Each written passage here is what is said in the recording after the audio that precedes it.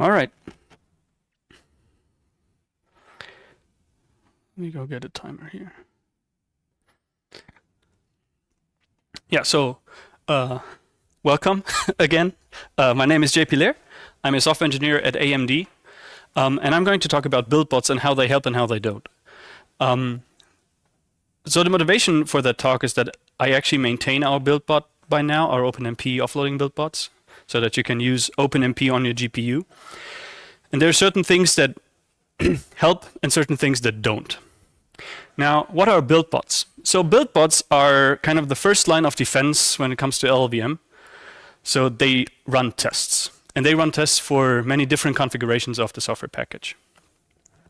Now, if Buildbots turn red, meaning they fail if they are in production, that is actually a reason to revert a patch. So if someone lands something in the LLVM infrastructure that breaks a Buildbot, you can go and revert. At least you can ask for a fix, and if they cannot come up timely with a fix, you have permission to revert that patch, right? So that's somewhat of a powerful tool. Specifically, if you actually care about a certain configuration of LLVM, you should potentially run a bot, so that you can make sure that people don't break your stuff, right? So that's what a Buildbot is. Now, how does that look like? If you go to the website, and I have the link for that in the end of the presentation, so you can check it out if you're curious. There's production Buildbots and staging Buildbots. So these are the production Buildbots. There are many more of those. I think there's about 100, 110 Buildbots running in production. And here you can see the config. So this is a Buildbot called OpenMP Offload AMD GPU Runtime. So this is our Buildbot that tests the OpenMP offloading runtime on an AMD GPU. And here you can see builds and the status, like whether it's actually doing something right now, whether it passed, or if this is red, like here, for example, right, then something failed. So this is like a first overview of stuff. And that helps because you can actually see, I'm seeing failures locally. I check the Buildbot and everything, the Buildbots and everything's red. You know it's not just your fault. You know something's broken in the repository. So that's great. Now, if only one build is broken, potentially you submitted a patch and one of the Buildbots you care about is red, what do you do?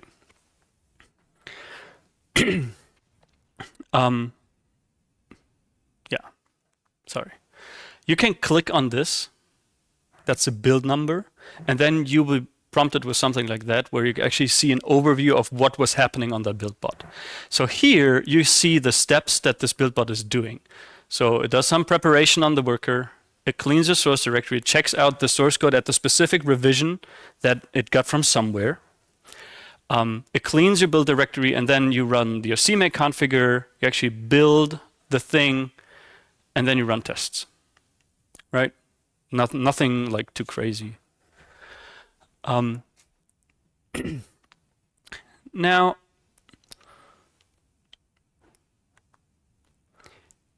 if you actually want to find out what was wrong, that is a little harder because now you can see the standard I/O and the standard error output. So here we see error LD returned exit status 1. Great, I have a linker problem. But why? I'm not sure. I can scroll up and look at these things. But there's certain configs up there that you can probably not even reproduce locally because you don't have the hardware. So there's like Spear v something on a weird ARM chip, for example, that you just cannot reproduce. If it's your bot, you can reproduce locally, see if the failure still exists, and potentially do something about this.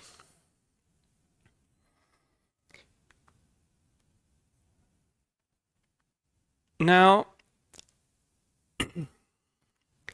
this is something important. All Buildbots run post-commit. So you actually know that you broke something after you committed your patch. Sometimes, so there's the discussion right now whether this is, it should stay that way or if it should change to pre-commit testing. But some Buildbots run for 16 hours. Now you don't want to be blocked for 16 hours. Also, in 16 hours, there's like hundreds of patches potentially landing. So that Buildbot tests let's say 238 patches in a stack. So you don't know if your patch broke the bot. So I'm not sure if this is going to change. Right now it's post-commit testing. And as I said, figuring out what went wrong is sometimes hard. Now let's imagine you submit a patch and one of these, let's say, more esoteric Buildbots breaks. Then it's actually also up to the maintainer of that Buildbot to help you figure out what was going wrong. So if it's something, let's say, more intricate than, oh, you just screwed up the syntax in a CPP file and the compiler throws up on it, then it's up on the maintainer to reproduce the error and guide you, give you access to to a machine that can reproduce the error, or actually guide you through the process, trying to help with the debugging and everything. So we had that case. Someone landed a patch, and actually I had 3 days full-time work to go figure out with that developer what was causing the issue. Turned out he was doing a different CMake build than our bot does. Not kidding. And I asked that question, the very first question was, did you build the same way? And I said, it shouldn't matter. Well, it did. He was convinced after 3 days that he should at least try that, right? Okay, anyway. Yeah, typically maintainers are happy to help because their job is to keep the config green, right? And so they want to help you to get this. LLVM moved to GitHub pull requests quite recently, or somewhat recently, from Fabricator. In Fabricator, you would actually get an email when your patch broke a bot. In GitHub, you don't. That's pretty annoying, because you can break everything everywhere, and you don't get any notification of that. It's then the Buildbot maintainers who write at the PR, go to the PR, and tag you saying like, oh, this broke the bot. Please revert, or please fix, or whatever. Right? So it's more work on the maintainer's part. So if you ever submit a patch to LLVM, I would encourage you to go watch the Buildbot statuses on after you landed the patch, because you take burden off of the maintainers. And then the whole Buildbot infra is kind of weird sometimes. So you have this like Python-y scripts that are kind of all over the place. You don't have syntax checking for anything in there. You don't have any linters. So you can push, and Buildbots will only pull and run your config if it's valid. But you don't know if it's valid or not. There's no feedback. So someone with a better understanding of the whole thing has to kind of shoot you an email saying like, oh, by the way, this is not working. Like, yeah, cool, right? Anyway. So the production Buildbots are the ones that actually allow you to revert stuff. The staging Buildbots are therefore more for like testing. However, we do have a staging Buildbot, for example, that we also use to encourage people to do something about their patches. It's not in production for other reasons, but yeah, anyway.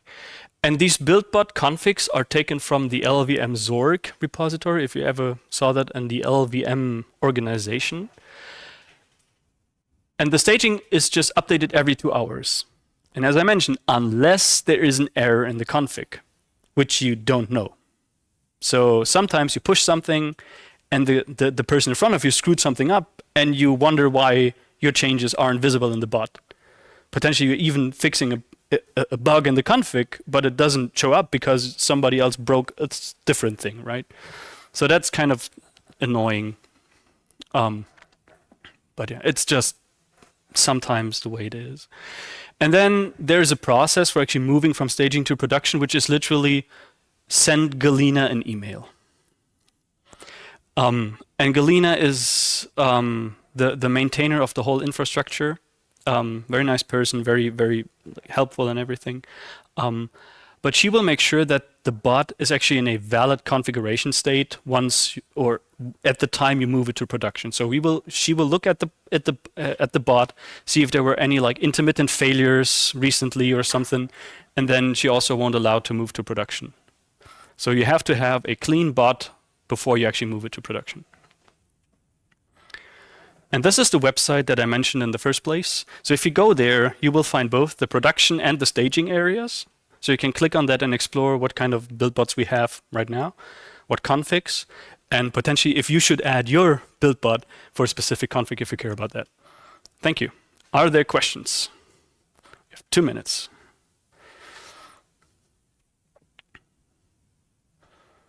Yes.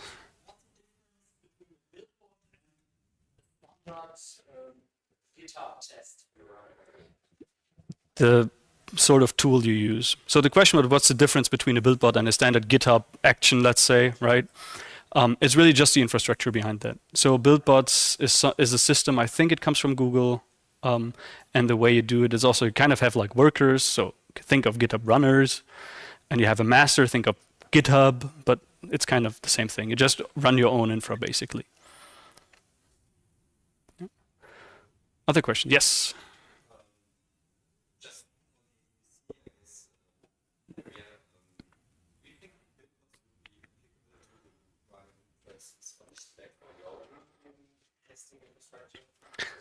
Okay, so the question is whether you could run Buildbots on clusters, basically, for your own testing thing.